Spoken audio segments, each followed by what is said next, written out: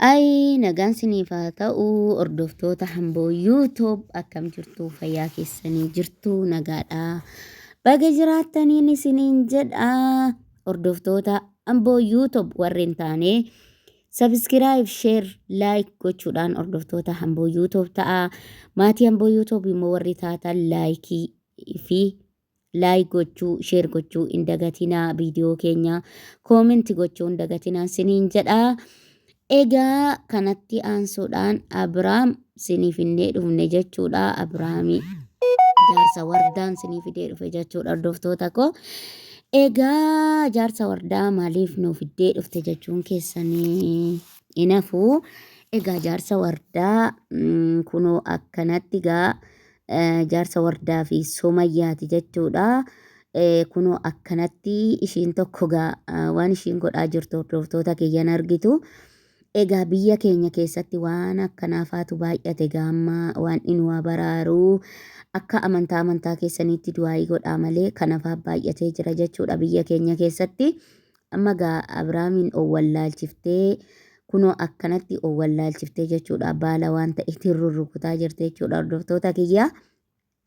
Egaa biyyi keenya baay'ee nama sodaachisa jechuudha waan akkanaa irratti hojjette jechuudha obboloota koo. Baay'uma tokko nama sodaachisa hordoftoota kiyya.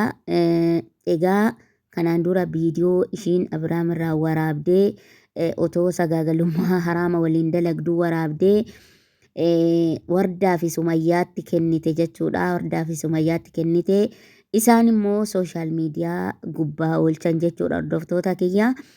Sooshaal miidiyaa gubbaa isaan oolchinaan akkamitti ani ilaalaan siniin jedhe malee na hamanuu isin dinnaan laalaa siniin jedhe malee akkamitti sooshaal miidiyaa gubbaa na oolchitu akka namni na jibbuu fi akka namni na xireeffatuu fi akkamitti sooshaal miidiyaa gubbaa oolchitu jettee wardaa fi Sumayyaatti kaate jechuudha intaloon kuni. Egaa wardaa fi Sumayyaanis baga gallakkifnee irraa maaltu dhufa jedhaniinis siniin jedha. Egaa ishiin immoo sana xiqqii qabattee kunoo namicha owwallaalchiftee kunoo uumaa namaa keessaayyuu baaftee jechuudha. Reenfa gootee akkanatti kunoo irraa dhiitataa jirte jechuudha.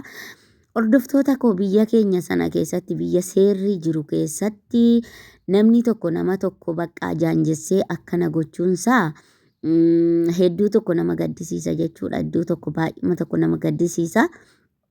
Egaa sijjamar uummanni kana hojjetanii amantaallee hin qabu natti hin fakkaatu. Aadaallee hin beeku, safuu biyyaallee hin beeku natti hin fakkaatu. Biyya keenya sana keessatti waan akkana baay'atee jira jechuudha hordoftoota koo. Keessattuu sooshaal miidiyaa uummanni fayyadamnu waan hedduu argaa oolla. Waan biyya keessatti hojjetamu dhugaan illee ni jira, sobni illee ni jira. Garuu kana dhugaadhumaan kunoo irratti raawwataa jirti jechuudha. Kanaafi asumaan dhaamsanan sii dhaamu yaa wardaa jechuudha. Ilmoo keetii fi lubbuu keetiifan sodaadha jechuudha. Hedduu tokko lubbuu keetii fi lubbuu ilmoo keetii wanti kuni wanta hin taane waan ta'eef wanti intalli kun hojjetaa jirtu. Kanaan booda viidiyoo ishiis gallakkisuu dhiiftanii otoo nagaa waliin uumtanii sinii wayyan siniin jedha.